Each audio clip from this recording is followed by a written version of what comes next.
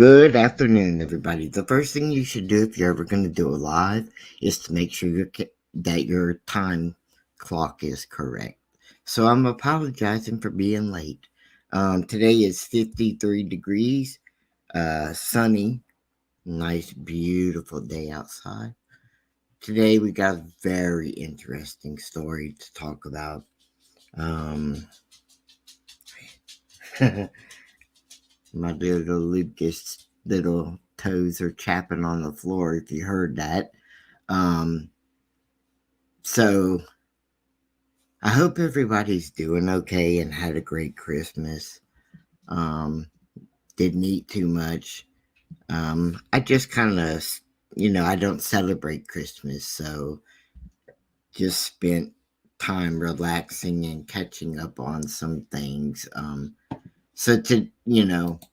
But let's get into this. As the title said, this was a Wisconsin mom uh, stomped off, and then she was never seen alive again. It was a lovely spring day, a Saturday in Green Bay, Wisconsin, and a farmer stumbled across a pretty horrifying sight on his land. Stepping back, he was like, "Oh my God, we just found a human body," he told 911 dispatcher on May 21st, 2016, in an audio. The body was off in a wooded area, not really visible from the road.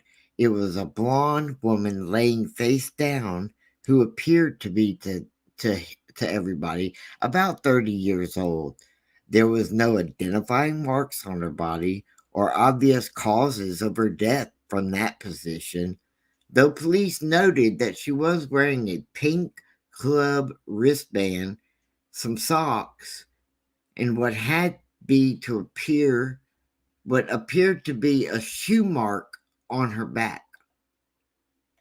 That's a little weird. Why did somebody kick her in the back and put her down, or just hold her down with their shoe? Yeah, that's just weird. Okay, then they rolled her over. The extent of her injuries that she suffered were pretty horrific, according to County Sheriff Sergeant Richard Lopano. There was trauma to her neck that would possibly indicate strangulation, in addition to lacerations and bruising throughout her body. Her fingernails were damaged, indicating defensive wounds, which are always good. Get some skin under there, do something. Don't ever not fight.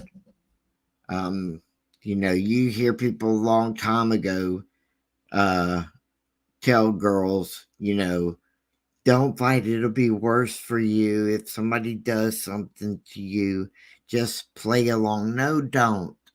Don't play along. Fight for your life.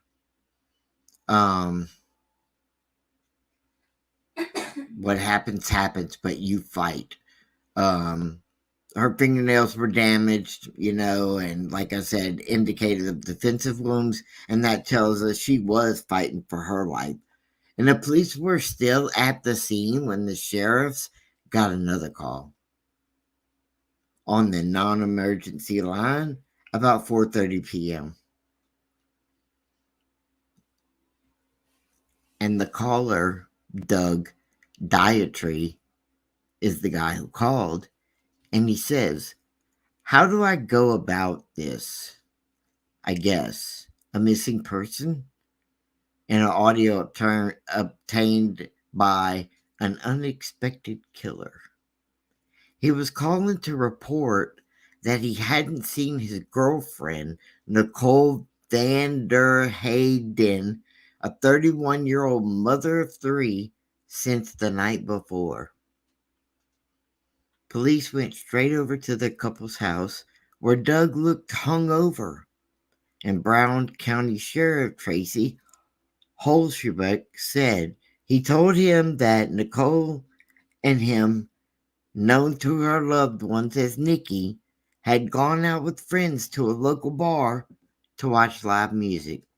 And as the night progressed, They had been consuming alcohol, and Doug had run into some friends from high school that he'd not seen in a while, and he confirmed that Nikki was mad because she saw Doug talking to another female at the bar, or the watering hole, is what they called it, and that basically set her off. Now, come on now, we all know, let's not be silly, women do that. If you're the girlfriend of a guy and you see him talking to somebody else, guys, you're being stupid. Of course he's going to go off, even if there's nothing to it.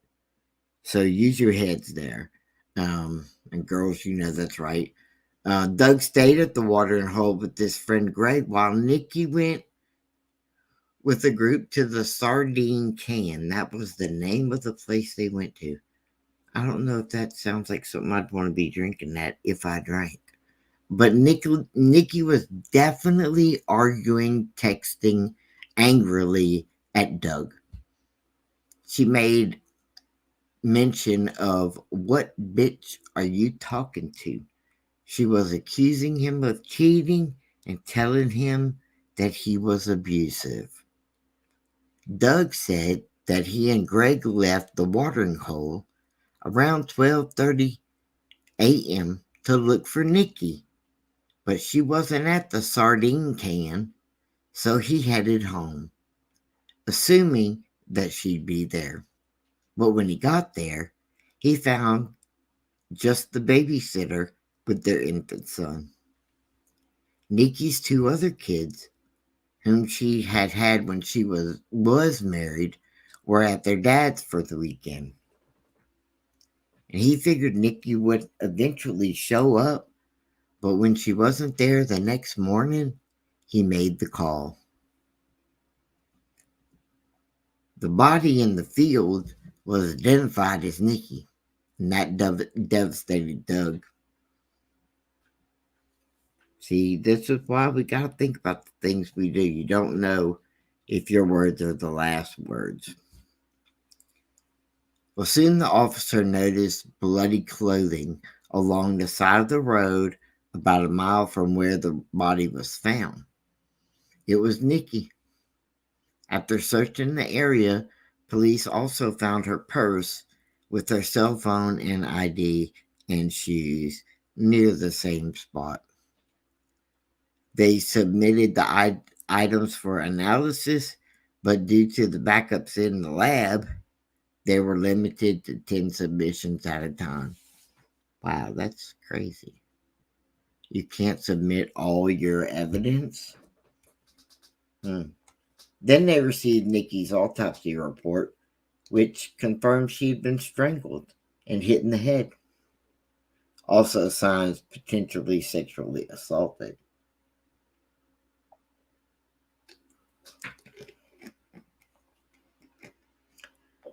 Police were also able to obtain surveillance footage from the Sardine Can and saw Nikki and her friends on the footage from 11:15 until 11:45 p.m.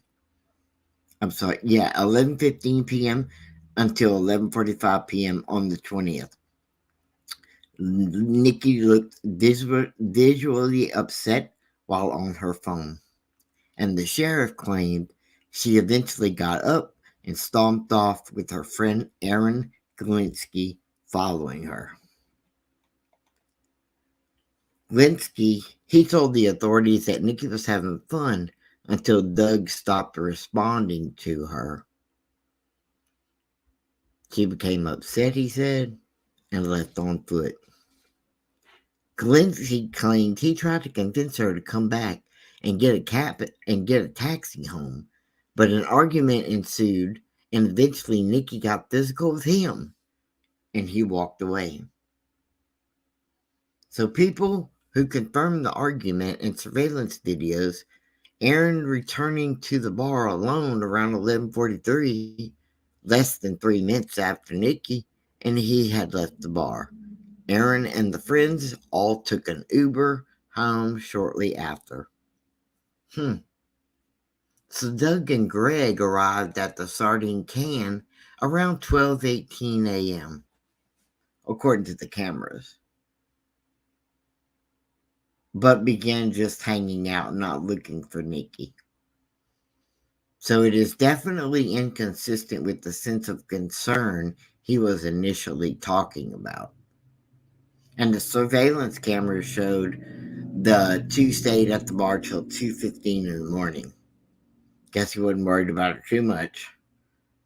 The cops' suspicions about Doug were intensified by how he didn't seem to be searching too hard for the girlfriend, and he'd been berating him by phone, who had been berating him by phone that night of her disappearance, and Nikki's family, who had claimed he was abusive to her. A background check turned up an ex-girlfriend, Rebecca, who filed a domestic violence claim against him. That he didn't hadn't resulted in charges or anything, but still, overall, family, ex-girlfriend, they all say he's an abusive guy, and investigators, based off all this, obtained a warrant. They're going to search that home. There were several things of concern that were located. There was blood on the floor in the garage. There was blood and dirt found in Nikki's vehicle. When the search was happening, neighbors approached and said they discovered blood on their curb and said they had also hit a cord with their lawnmower, providing police with 2 pieces of an Android phone charger with clumps of blonde hair.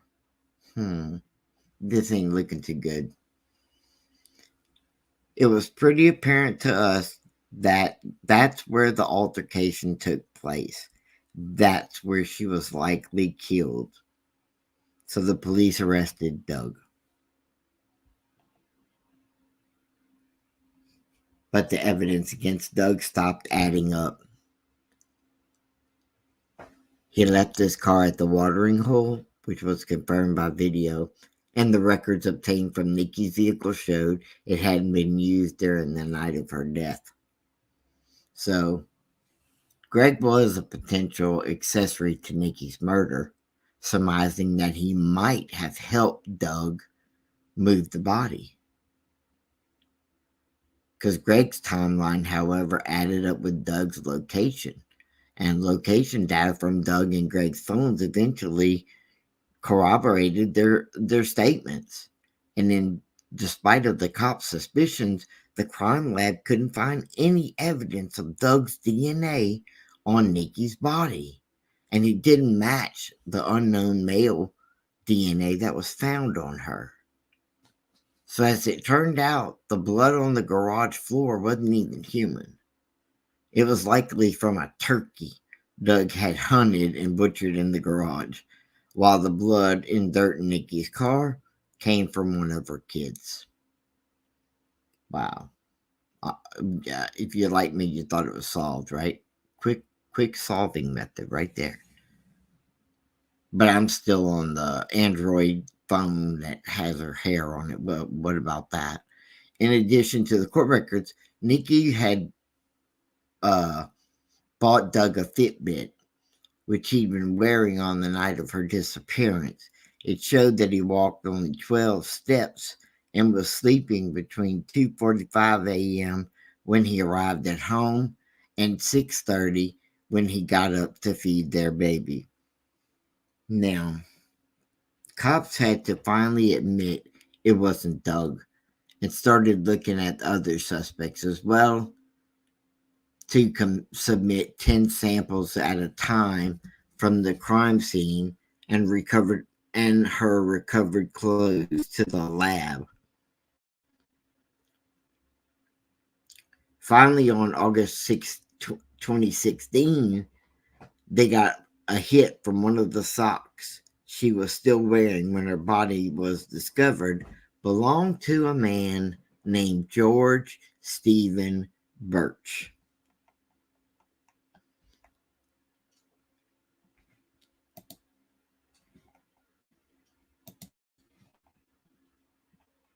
I keep forgetting I can't put pictures up here.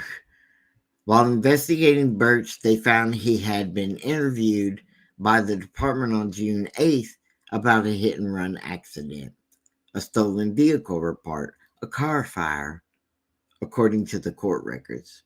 And in the course of that investigation, to prove that he hadn't been involved, Birch claimed to have been texting a woman from a bar on the night in question and offered it to let Green Bay police check his phone out to prove it. They cloned his phone. And then returned it to him. So when the sheriff's department came calling in August, the Green Bay police had a record of everything Birch's phone less than 3 weeks after Nikki's murder.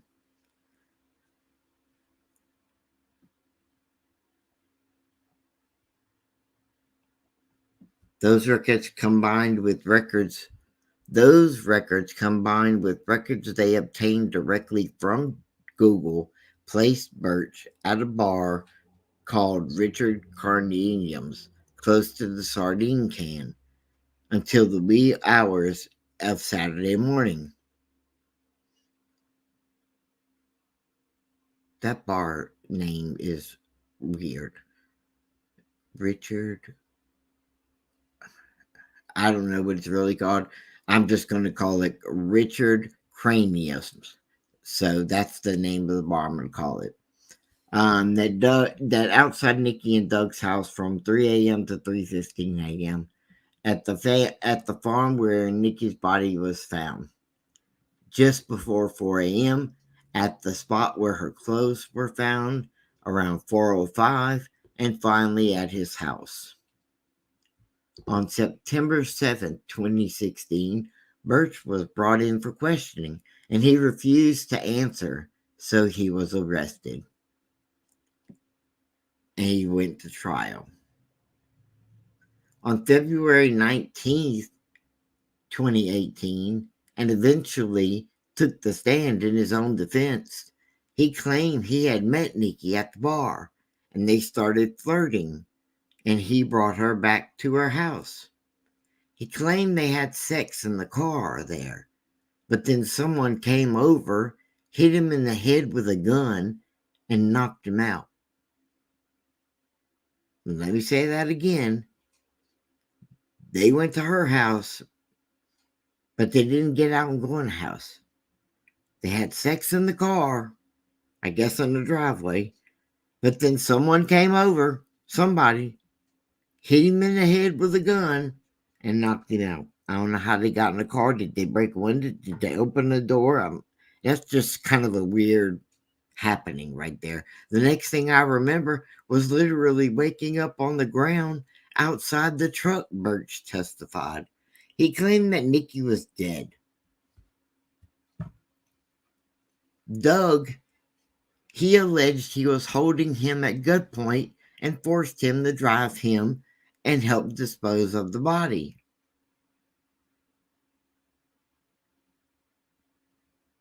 Wow. But between the Fitbit evidence that Doug only took 12 steps at that time, court records indicate that the Fitbit evidence that Doug was sleeping was excluded at trial.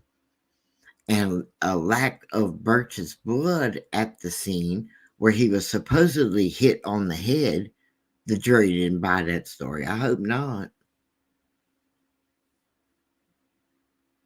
Prosecutors argued that after his arguments with Doug and then Aaron, Nikki walked on foot to the nearby Richard Cranium's bar, where Birch had been a regular. And at some point, the two started talking, and he offered her a ride home. The police believe that they ended up in front of the house, and they believe that at that point, George thought he was going to get some action by taking the girl home and didn't expect her to start fighting. They believed that after he sexually assaulted her, he strangled her with the phone cord. Prosecutor said that. They say she fell out of the vehicle. He continued to stomp on her back and her head, eventually killing her.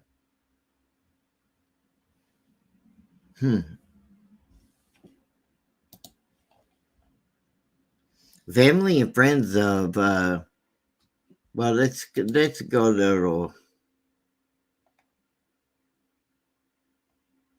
Hold on 1 second.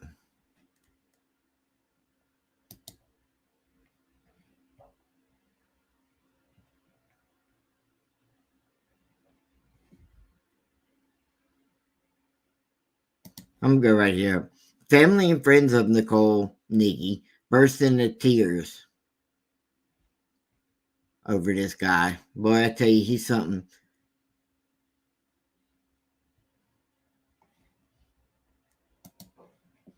Because if George Birch had been playing tennis, Google dashboard could have probably been able to tell whether he was rushing the net or waiting in the backcourt for a fast serve. That's how precisely Google placed his location at 3:58.54 a.m. on the morning of May 21st, when Birch was dumping the body of Nicole VanderHeyden in a Bellevue farm field. Birch, as you probably know, was convicted of murdering her outside of her and Douglas's home and disposing of her body in the field. The murder was a massive tragedy, of course, and the trial for this guy only took 9 days, which left the family just parts of it was tough, but man, holy smoke, the technology that played in the investigation was had to be dazzling, and that's not even part way. There had to be some really high DNA going on here, sophisticated enough to know, and redefine the word of privacy in our culture. Modern technologies like Big Brother, Big Brother's like Santa Claus. He knows when you're sleeping and he knows when you're awake. Detectives use Birch's cell phone and Google dashboard to track his locations, all key to figuring out where exactly he went on the morning of Van Hayden's murder and how he fit in. They use Fitbit to exonerate Dietrie of any involvement, and they use snapshots to dismiss any any notion that Van Hayden's body could have been transported in her own car. Forensic crime analysts told jurors Google uses cell phone towers, wireless network signals, and GPS information to track phone users' location and times. You don't have to activate anything on your phone. It all happens in the background, as different networks automatically offer their services to passing cell phones that might happen to want them. And it all gets recorded. A lot of people don't know that. Your phone's doing a lot of work while it's in your pocket or in your car, or just you're not using it, but trust me, it's doing a lot of work. It's a precision of tracking. The best thing for you to do if you don't want to be tracked is turn it off. But if don't do it if you're a bad guy. Keep it on right there. Use it all you want. Because the precision of the tracking, it varies depending on where you are and what you're doing. Because there's different towers and different Wi-Fi signals, and they have different strengths.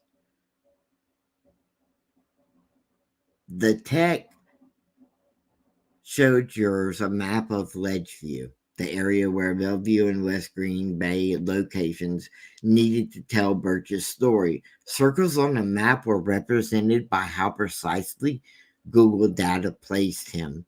And in Birch's case, Google did the poorest at the murder scene, right across from Dietrie and VanderHeyden's home on Berkeley Road in Ledgeview.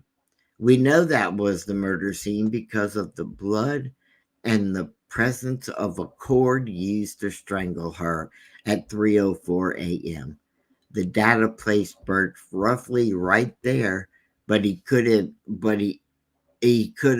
been 357 feet in any direction.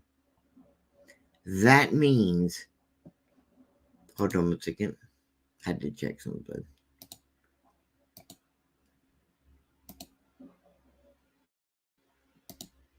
That means Birch actually could have been in the Dietrie home, on the street, out in front, or in the neighbor's yard. But he was roughly right there, according to the presentation. 3 minutes earlier, the wireless network from data Wi Fi equipment placed him in the same area, but was 233 feet margin of error was not significantly different. Things improved greatly when Birch got into Hoffman Road with VanderHeyden's body. Their signals were strong enough to place him within 32.8 feet margin of error. And that's pretty impressive. I mean, wait until you see what happened when he got into the farm field itself. The data at 3:58 a.m. placed him in a circle with a 9.8-foot radius. I mean, I went to high school with a kid who just missed being able to hop that far in one single bound. So that's precisely, Google dashboard pinpoint the whereabouts at exactly 3.58.54 a.m. Maybe Google's dashboard can do even better in more densely developed,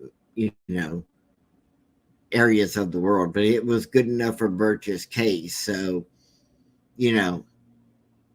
Birch needed a whole different approach to his defense. I mean, right there, right by the house, man.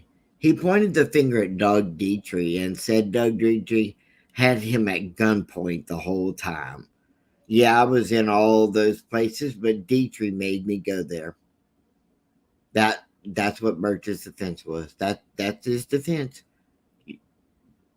It turns out Dietrie had been wearing a Fitbit Flex. Y'all know what that is, right? That's, a tracker that tracks your physical activity. But it showed that Dietrie was asleep around the time Birch was committing the murder and disposing of the body. So that's pretty open and shut. But the sleep data was ruled inadmissible in court because it was under scrutiny for accuracy in courts elsewhere in the country. But however, the Fitbit data measuring the footsteps that night was admissible. So if you talk a lot with your hands while moving a Fitbit, it might register steps. You aren't talking, might measure steps you aren't taking. So if you're a big talker and you move your hands a lot, you're gonna get credit for steps you didn't take. Hold on, I gotta get a wet drink.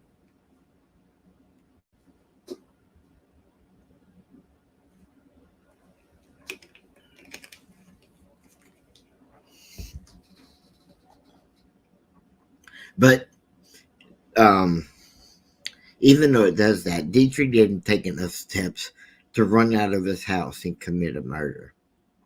Nor had he been driven to the Hoffman Road field and getting knocked down by an escaping Birch.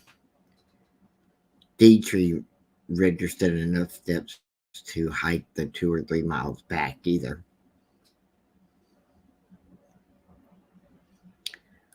Not if he was wearing a Fitbit anyway. So Dietrie could check his own Fitbit activity in 15-minute increments. If you have a Fitbit knows more about your activities than you do. And what about VanderHeyden's snapshot device? Prosecutor used that data to prove her Buick Rendezvous was never moved on that day of her murder. That detail all didn't turn out to be all that important to the case, but the technology was fascinating. Progressive Insurance guy gave all the info on that. So just remember, once you decide to get a snapshot and enjoy financial benefits, you might just as well resign yourself to a habit of safe driving because you won't beat the snapshot. Unplugging it for a fast and furious night out won't work because the device records that when you unplug it too. So combine all that stuff with the detectives glean for surveillance cameras, then you get a pretty good, idea of all the technology that went in and that they used for this. But, always going to be something. So when all this went down, the family and friends of Nicole VanderHeyden, they just broke into tears and applause. Tears, and then they applauded the judge who ordered life without parole for her killer, George S. Birch. Birch, he was 40 years old, was convicted in March of first-degree intentional homicide, and the jury found him guilty of beating and strangling VanderHeyden to death and dumping her body in a Bellevue farm field on May 21st, 2016. The conviction carries an automatic life sentence, but Judge Kowalski had decided whether to allow him parole or not. And the judge said, "What if this were a death penalty state?"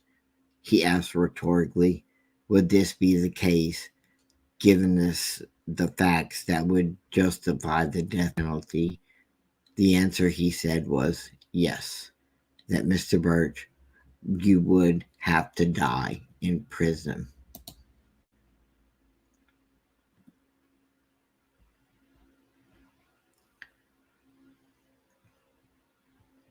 "19 letters filed in the Brown County to ask the judge to sentence him to life in prison without parole."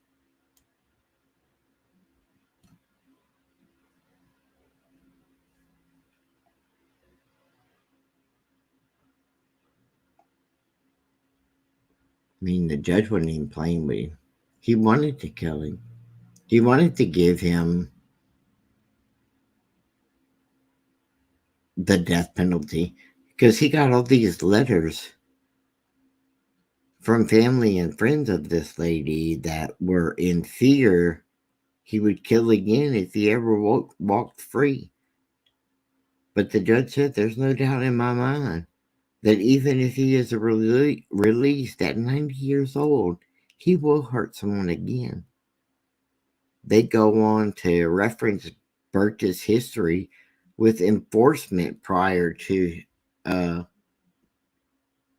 VanderHeyden's death.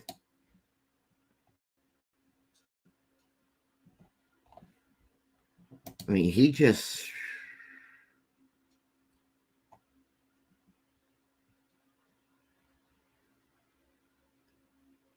But anyway, Birch was found guilty in intentional homicide, as I said, on March 2018, according to the jail records, and was sentenced to life in prison without parole.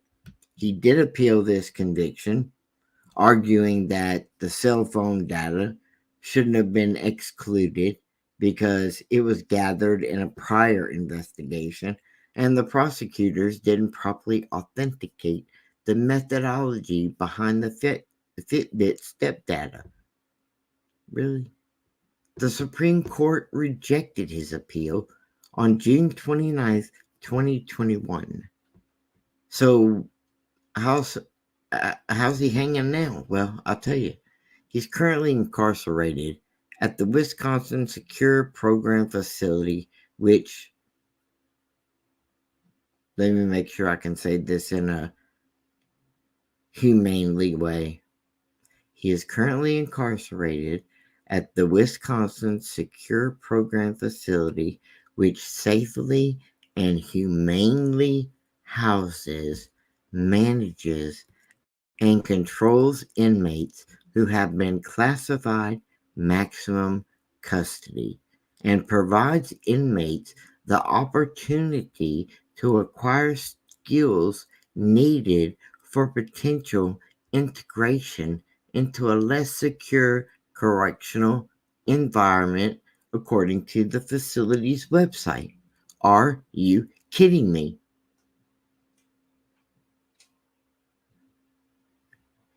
I don't see anything in the world why he should be in a program like this.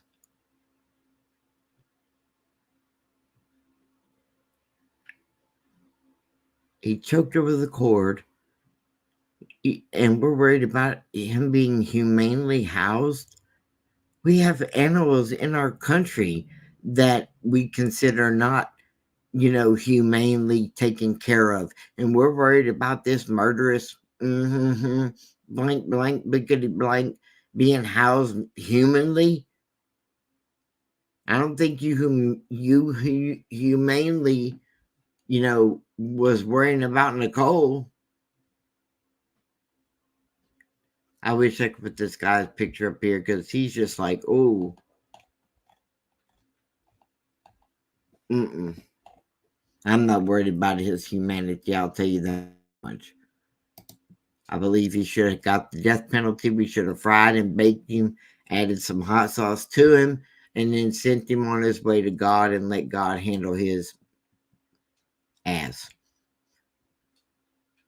Well, I will see y'all again shortly. Not today. So I think it's not tomorrow, but the next day. And we're going to cover some child trafficking and it's a pretty serious subject. One of my main subjects that I talk about besides crime is child trafficking. And we need to cover some of the main important things that we don't even think about on a normal day of what we need to pay attention to, what we need to see, pay attention to what's going on around us, things that, happen all the time. And it happened to me.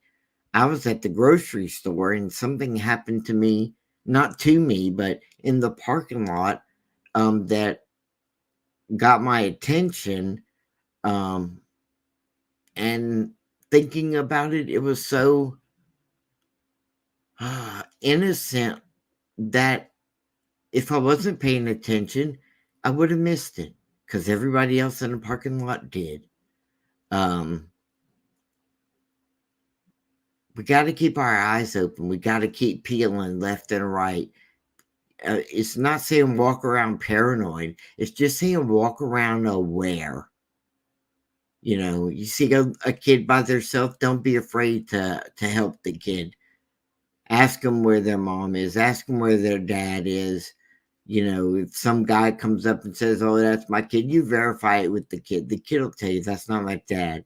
That's not my dad. They will tell you. You just have to believe them. Even if they don't get it out their mouth, they will shake their head. So, and if you don't think it is, go to a cop. Take the kid to a cop. I mean, it's not time for us to be like shy and all of that. So it's coming up to be a new year. So we need to focus on our peace, focus on our happiness, focus on being a better person, and focus on helping other people as best we can. You know, I really thank you all for coming here. Please hit the like button and subscribe. I will see you soon and have a great day.